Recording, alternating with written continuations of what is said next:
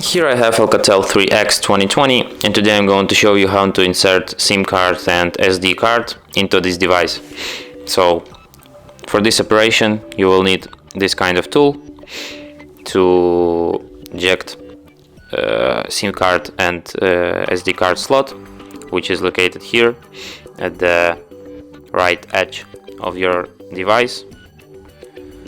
You just have to put this tool into the hole and the slot will come out, and here you have to put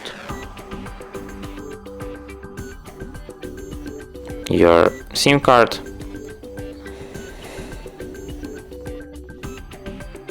and next to it your SD card, and then put it back into your device just like this. And as you can see, it requires PIN to unlock my phone, which is the proof that the SIM card is readed. And as you can see, there's also a notification SD card, touch to set up. And that's it. Thanks for watching. If you find this tutorial useful, don't forget to hit that like button and subscribe to our channel.